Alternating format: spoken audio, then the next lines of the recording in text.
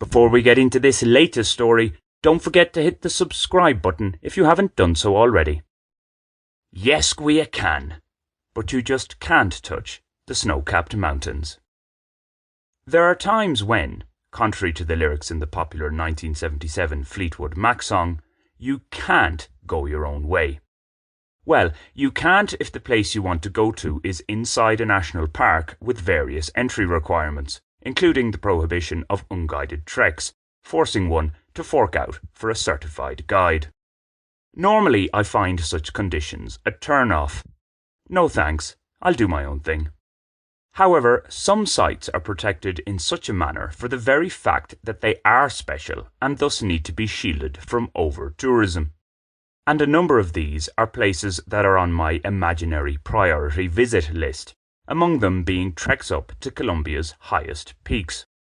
This is what brought me to the chilled-out town of Guayacán in the Boyacá department. At an altitude of about 3,000 meters, it serves as a point of departure for the Sierra Nevada de El Cocuy, Guayacán and Chita. Generally, the first of these municipalities, El Cocuy, tends to dominate the naming rights, but all of the snow-capped peaks in this mountain range are actually in Guayacán. It was one such peak, Ritacuba Blanco, at somewhere between 5,300 and 5,410 meters above sea level, I've seen various figures in that range given, that was on my radar. A cursory internet check before leaving Bogotá did at least forewarn me that it wouldn't be a case of simply rocking up to Guayacán and from there finding my own way to the snowcaps. Wishful, nay naive thinking. Even that rocking up to the town proved more taxing than it should have been. Instead of the estimated journey time of 9 hours, it took 15. This was due to an on-off mechanical failure with the bus, which eventually resulted in a wait for a replacement vehicle halfway through the trip. When taking overland transport in Colombia, it's best not to pack punctuality. As it was a nighttime departure, the longer than expected journey wasn't a big setback, arriving as we did at Guayacán in the early afternoon. I don't like to get to places I don't know after dusk. Being an impromptu trip, it's generally how I travel, the first mission on arrival was to find cheap accommodation. That I successfully did in the shape of Hospedaje Casa Grande. One can't go too wrong with a room for 25,000 pesos per night. Its owner, the helpful Osvaldo, quickly got the necessary planning in motion for my trip to Ritacuba. Osvaldo also offers his taxi services to and from the control/entrance point, some 17 kilometers from Guayacán, via unpaved roads and 1,000 meters higher up. So he, like most accommodation providers in the town, has skin in the treks to the Sierra Nevada game. First on that planning list was sourcing a guide. Osvaldo, unsurprisingly, had one to hand, the rather genteel Luis Emilio. See the description text and/or listen to the end for more information on the services provided by Osvaldo and Luis Emilio. Once Luis Emilio confirmed his ability for the next day, the next step was to pay the entrance fee to the national park. For me, as a foreigner with a Colombian-issued ID, it was 41,500 pesos. For non-resident foreigners, it's about double that. For Colombians, it's half that. Payment is made at an office in the town, next to which is the company providing the compulsory insurance. For 2 people, the guide and me, that cost 15,200 pesos. The final requirement was to connect to a roughly 30-minute online induction chat provided live by a National Natural Parks of Colombia employee. That takes place at 4 p.m. each evening and covers the 3 permitted treks inside the Sierra Nevada de El Cocuy, Guayacán and Chita National Natural Park.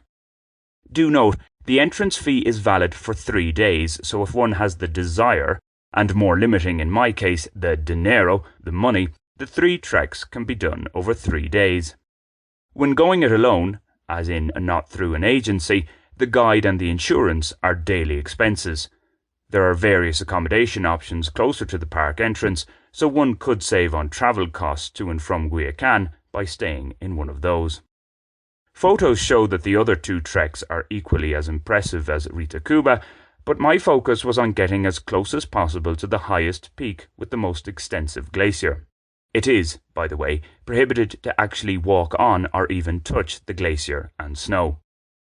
The trek up itself, from 4,000 to 4,800 metres through kilometres of Freilachon-filled land, is mild enough.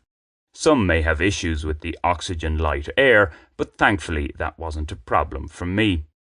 We started our ascent at dawn, just before 6 a.m, and arrived at the glacier shortly after 8:30 a.m, with a short snack stop included along the way. As guides go, Luis Emilio and I were pretty much in sync pace-wise. While I may be accused of taking a very easy out here, particularly as a blogger, I feel describing the glacier and the sights all around with words is insufficient. To address this shortcoming, I recorded a few YouTube Shorts videos, which those of you watching this as a vlog will now be seeing clips of. You can find them in full on my YouTube channel at Brendan Corrigan.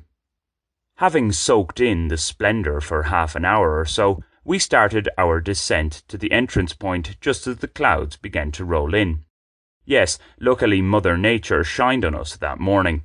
No doubt dark skies and precipitation would have dampened the Wonderland experience somewhat, although a snow shower would have been nice. My visit was during a tourist light period, so Luis Emilio and I had the glacier viewing point to ourselves. I'm guessing it's different during high season. The Ritacuba trek, though, is limited to less than 80 tourists per day. Guayacan itself doesn't give off an obvious tourist vibe, whether one views that as good, bad, or indifferent.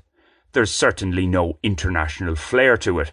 It maintains its basic Boyacá market town flavour. It's also certainly up there as the Ruana-wearing capital of Colombia. It's easier to keep track of those not donning this traditional garb than those with it. Respected traditions notwithstanding, one might expect Guayacan to have at least one establishment that prepared coffee to more cosmopolitan standards, i.e. not Greca-brewed fare that at best merely gives a hint as to what good coffee can taste like. Offering quality machine-brewed fare wouldn't exactly be a portent of pernicious change, would it? Other similar towns have seen the light. Both Luis Emilio and Osvaldo were receptive to my suggestion in any case. It seemed to spark a business idea in them. I hope they don't forget me when the pesos come pouring in.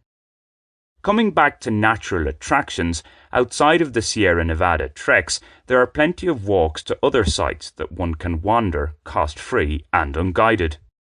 One of particular interest is Peñón de los Muertos, Rock of the Dead, 7 kilometres to the east of Guayacan and a few hundred metres higher.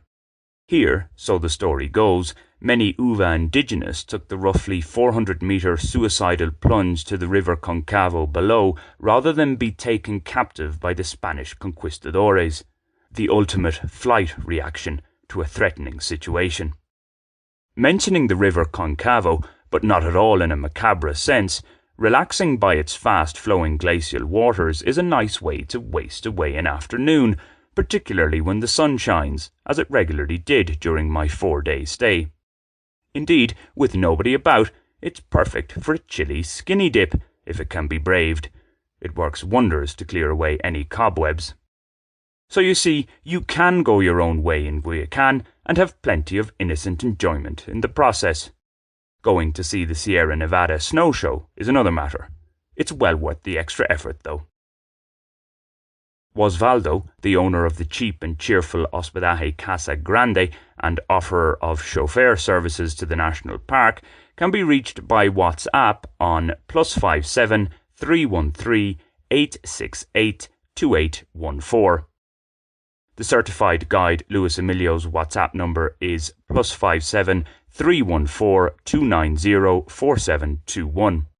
One guide can take up to 5 people, so going with others is one way to keep costs down, in terms of both paying for the guide and transport to the National Park control point. Have you subscribed to this channel yet? If not, why not do so right now? It's free and only takes a second. Thanks!